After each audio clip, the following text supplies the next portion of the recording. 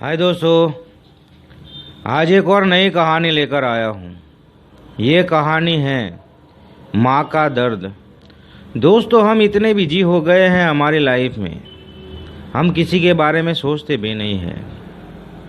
ये कहानी सच्ची कहानी है, ये मैंने देखी हुई कहानी है। जब लॉकडाउन था तब की ये कहानी है। लॉकडाउन में सब कुछ बंद था, ये हम सबको पता है। सब अपने घर में थे, सबकी जॉब बंद थी, सबके बिजनेस बंद थे। लेकिन जो अकेले रहते थे माँ बाप, उनका क्या हुआ होगा, उनके साथ क्या बीती होगी, वो हमें किसी को पता नहीं है।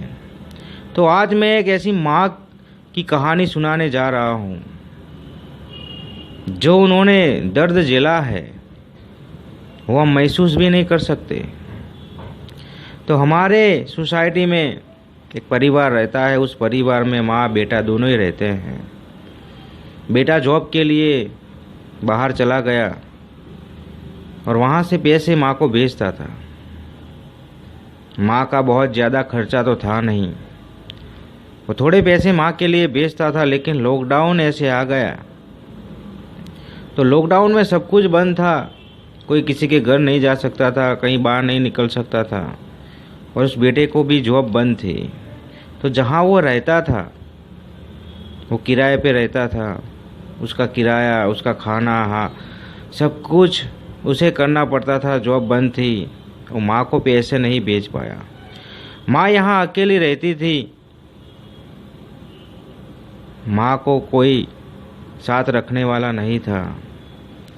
उसने जब पैसे नहीं भेजा तो माँ को दिक्कत हो गई, क्योंकि लॉकडाउन में कोई किसी के घर भी नहीं जा सकता था, कोई किसी की मदद भी नहीं कर सकता था, ये हम सबको पता है। तो माँ पैसों का इंतज़ार करती थी कि मेरा बेटा अभी पैसा भेजेगा, अभी पैसा भेजेगा। वो बेटे को कॉल करती थी बार बार कि बेटा तूने पैसे भेजे नहीं हैं, यहाँ खाने को कुछ नहीं है। तब बेटा कहता था कि माँ मैं यहाँ बहुत दिक्कत में हूँ, किराया भी देना है, राशन नहीं है, अभी सब जॉब बंद है, मैं कैसे पैसे भेजूँगा, मेरे पास भी पैसे नहीं है। मैं दोस्तों से पास पैसे लेता हूँ और मेरा गुजारा चलाता हूँ, मेरे पास पैसे नहीं है माँ।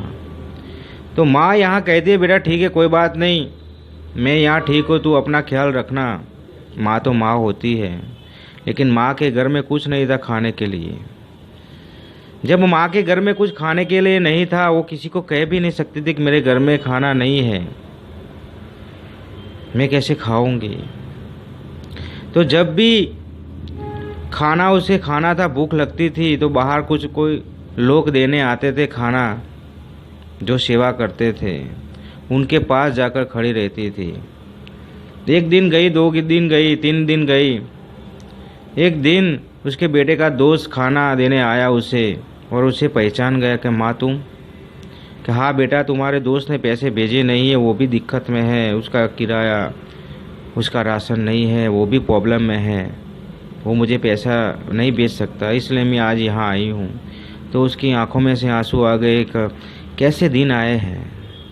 जो अच्छी तरह से रहते थे, जो लोग किसी के आगे हाथ नहीं फैलाते थे, वो लोग आज मांगने आए हैं। माँ टूट पड़ी वहाँ कि मेरे बेटे का दोस्त आज वो जान गया है कि मैं यहाँ खड़ी हूँ, वो मेरे बेटे को कॉल करेगा, उस पर क्या बीतेगी। जब उसके दोस्त ने उसको कॉल किया कि तुम्हारी माँ आज ऐसे मांगने आई थी, उसके पास कुछ भी नहीं है दोस्त, तो कुछ भी करके आ जा घर पर, माँ बहुत प्रॉब्लम में है।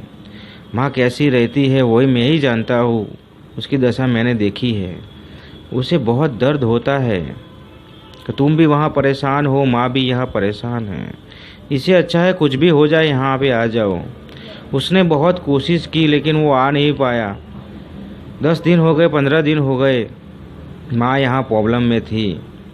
तो जब सोसाइटी वालों को पता चला कि उसका बेटा उसे पैसा नहीं भेज रहा, तब सोसाइटी वालों ने बहुत हेल्प की, मदद की, क्योंकि आपके आसपास भी ऐसे लोग हो गए हेल्प करने वाले, मदद करने वाले।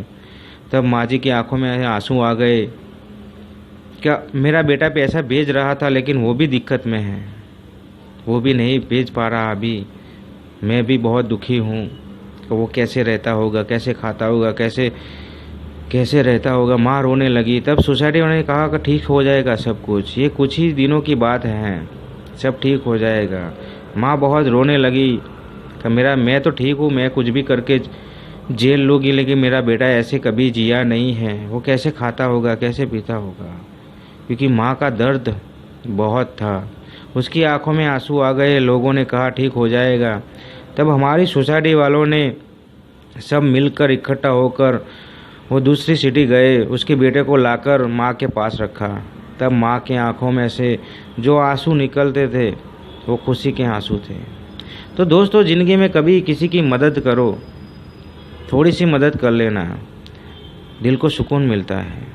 मैंने ये कहानी देखी अपनी आंखों से, मेरी आंखों में से आंसू आ गए कि ये माँ तो हमारे सामने हैं, लेकिन ऐसे कितनी माएँ होगी, ऐसे कितने बेटे होंगे जो मजबूर होंगे, जो अपनी माँ को पैसे नहीं भेज पाते।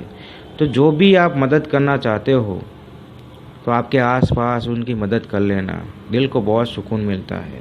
तो दोस्तों, इस कहानी में बस यही बताना चाहता हूँ कि छोटी सी छोटी मदद किसी के चेहरे पे खुशी ला सकती है।